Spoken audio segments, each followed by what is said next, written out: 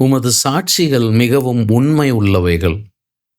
கர்த்தாவே, பரிசுத்தமானது நித்திய நாளாக உமது ஆலயத்தின் அலங்காரமாயிருக்கிறது என்கிறார் சங்கீதக்காரர். ஆலய கட்டிடங்கள் நமக்கு நிச்சயம் தேவையானவை.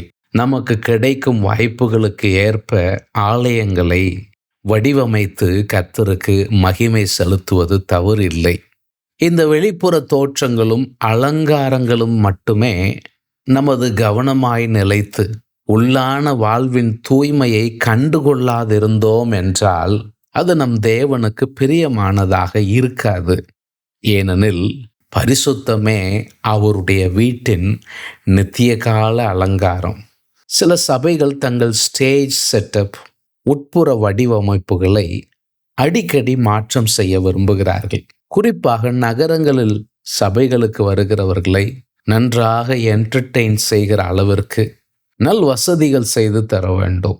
இல்லை என்றால் அது போன்ற நல்ல ஆம்பியன்ஸ் இருக்கக்கூடிய வேறு சபைக்கு இடம் பெயர்ந்து போகிற அபாயம் இருக்கிறது என்றெல்லாம் சிலர் சொல்ல கேட்டிருக்கிறேன்.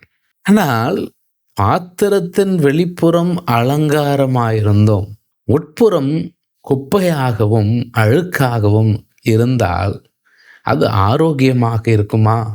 இப்படி இருப்பவர்களை தேவன் மாயக்காரரே என்று அழைக்கிறார். லவோதிக்கே சபை நிறைவில் திளைப்பதாக பெருமைப்பட்டு கொண்டிருந்தது. ஆனால் அந்த சபைக்கு செய்தி சொல்லும் பொழுது, உன் வாசல் அண்டை நின்று கதவை தட்டுகிறேன், கதவை திறந்தால் உட்பிரவேசிப்பேன் என்றார் நம் இரட்சகர். நம்மை நேசிப்பதால் கதவை தட்டுகிறார். ஜாக்கிரதையோடு மனம் திரும்புவதே கதவை திறப்பதற்கு சமம். ஏனெனில் பரிசுத்தமில்லாத இடத்தில் தேவனால் வாசம் பண்ண முடியாது. பரிசுத்தமே அவர் ஆலயத்தின் அலங்காரம்.